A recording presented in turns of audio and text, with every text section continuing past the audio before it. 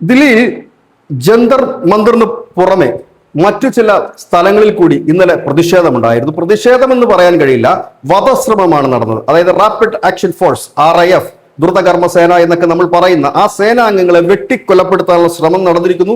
അതിന്റെ വിഷ്വൽസുകൾ ഇപ്പോൾ വൈറലായി മാറിക്കൊണ്ടിരിക്കുന്നു. ഇതിൽ ദില്ലിയിലെ കോണോട്ട് പ്ലേസിനടുത്ത് നടന്ന ഒരു ചെറിയ പ്രതിഷേധം, ആ പ്രതിഷേധത്തിലേക്ക് ആളുകൾ എത്തുന്നു. അവിടെ ഈ RPF ഉദ്യോഗസ്ഥരെ, അതായത് റാപ്പിഡ് ആക്ഷൻ ഫോഴ്സിന്റെ RIF ഉദ്യോഗസ്ഥരെ വളയുന്നു.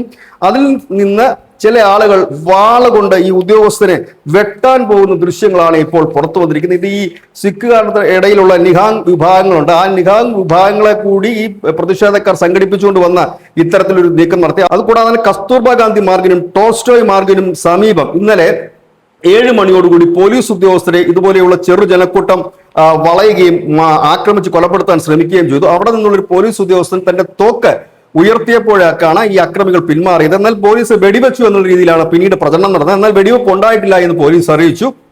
ഇതുവരെ ഈ സംഘർഷങ്ങളിൽ പരിക്കേറ്റത് 118 പോലീസ് ഉദ്യോഗസ്ഥർക്കാണ്. ഒപ്പം തന്നെ പോലീസ് ഉദ്യോഗസ്ഥർ പറയുന്നത് വ്യാജ വാർത്തകൾ പ്രചരിപ്പിക്കരുത് എന്നും.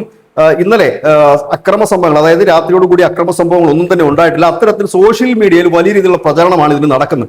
സോഷ്യൽ മീഡിയ കേന്ദ്രീകരിച്ചാണ് ഇതിന്റെ പ്രചരണങ്ങൾ മുഴുവൻ നടക്കുന്നത്.